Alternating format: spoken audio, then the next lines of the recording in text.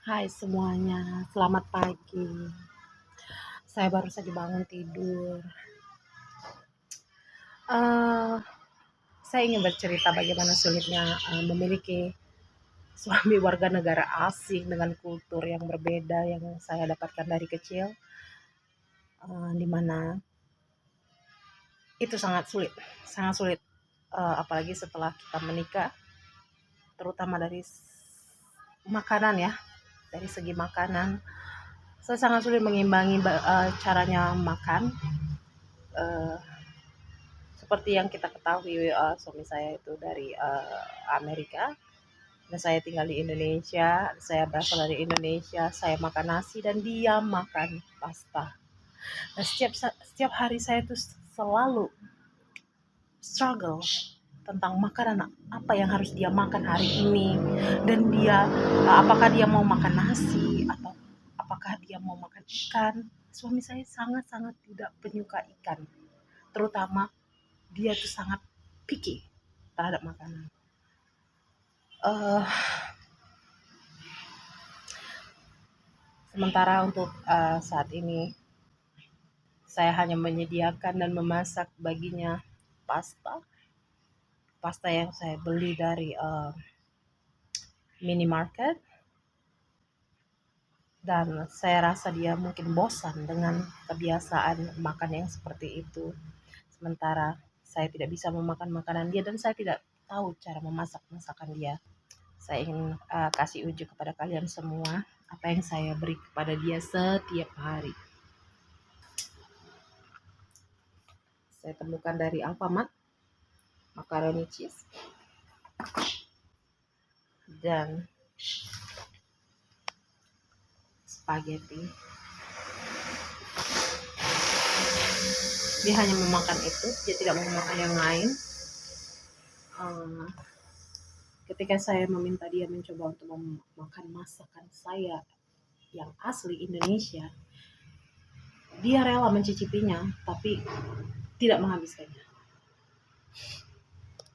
Itulah sulitnya menikah dengan warga negara asing.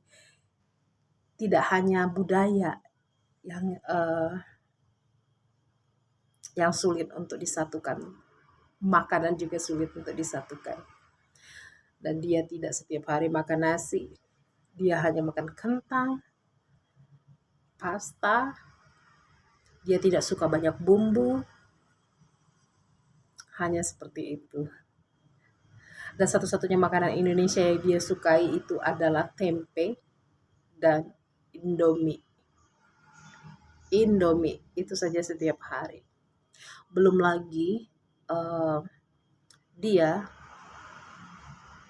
memiliki suatu kebiasaan yang dia tidak bisa sedikit pun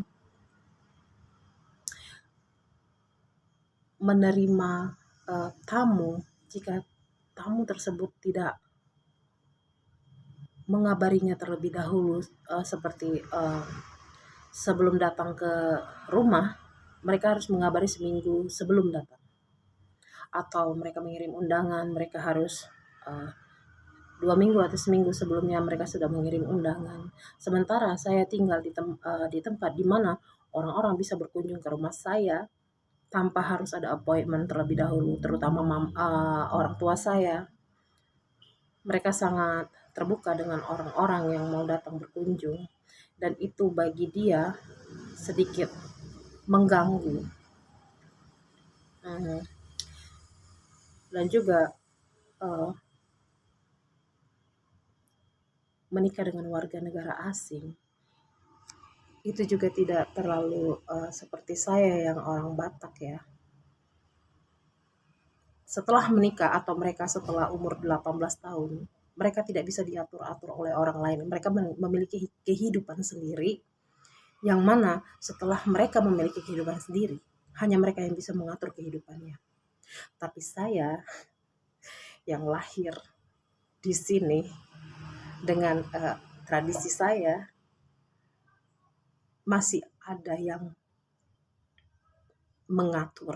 Bahkan mengapa kamu tidak pergi ke gereja, atau mengapa kamu tidak beribadah, atau Mengapa kamu tidak begini, mengapa kamu tidak begitu, mengapa kamu tidak menemui tamu yang datang. Saya tidak memaksakan sebuah tradisi kepada suami saya. Kenapa saya mengatakan seperti itu? Menikah dengan warga negara asing itu sangatlah sulit menyatukannya. Mereka memiliki kebiasaan yang dari kecil mereka sudah lakukan, dan saya memiliki kebiasaan dari kecil yang saya lakukan, dan itu butuh proses yang sangat lama. Dan saya tidak ingin orang juga mendikte bagaimana saya menjalani rumah tangga. Karena saya ingin menyenangkan hati semua orang yang ada di sini, maksud saya di dalam keluarga saya.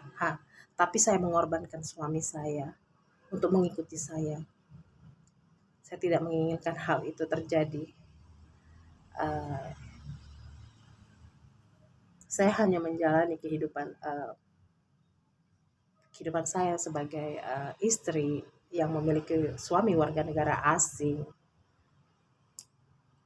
Dan mungkin nanti suatu saat dia akan mengerti bagaimana tradisi Indonesia itu sendiri, terutama saya yang lahir dari suku Batak. Dia akan memahaminya pelan-pelan, tidak secepat yang kita kira, seperti yang diinginkan orang-orang. Itu ya, saya sedikit tidak mengerti ya, kenapa sulit sekali mengimbangi kehidupan yang seperti itu.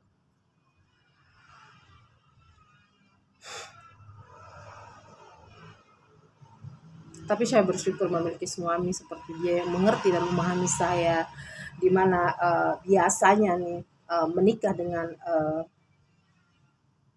sesama suku atau dengan sesama Indonesia, saya punya pengalaman, saya mendapatkan pria yang tidak memahami saya, yang selalu ingin didewakan dan tidak memiliki keputusan yang tepat untuk saya. Dan setelah saya bertemu dengan suami saya yang ini, dia sangat menjunjung tinggi saya sebagai wanita. Dia tahu cara menghargai saya sebagai wanita. Itulah mengapa rata-rata wanita sekarang lebih baik dia menikah dengan warga negara asing. Karena apa? Karena warga negara asing tahu caranya memperlakukan wanita dengan baik. Saya memiliki pengalaman itu setiap hari, di mana saya tidak diharuskan untuk membersihkan rumah atau melakukan apapun di rumah. Ketika saya mengatakan saya lelah, dia lebih senang saya selalu berbaring di tempat tidur. Dan ketika saya mengatakan saya lapar, dia akan bersedia untuk memasakkan untuk saya, dan dia bersedia untuk mencuci piring dan mencuci pakaian tanpa saya meminta. Dan dia juga tidak meminta saya melayani dia untuk makan atau apa. Dia bisa memasaknya dengan sendiri. Saya sangat mengagumi suami saya. Yang mana memang saya dulu berdoa sebelum saya menikah. Saya berdoa untuk Tuhan memberikan saya suami yang saya inginkan, yang tidak menjadikan saya seseorang yang sangat sakit. Karena pengalaman saya dari pacaran, saya selalu diperlakukan sangat-sangat buruk ya, terutama sebagai seorang wanita Batak. Mereka sangat menginginkan yang lebih menantunya. So teman-teman, saya memiliki sedikit waktu untuk berceloteria hari ini. Jangan khawatir, saya akan melanjutkan kembali bagaimana pengalaman saya menikah dengan warga negara asing. Untuk saat ini saya memiliki banyak sekali pekerjaan. Sampai jumpa kembali. Bye.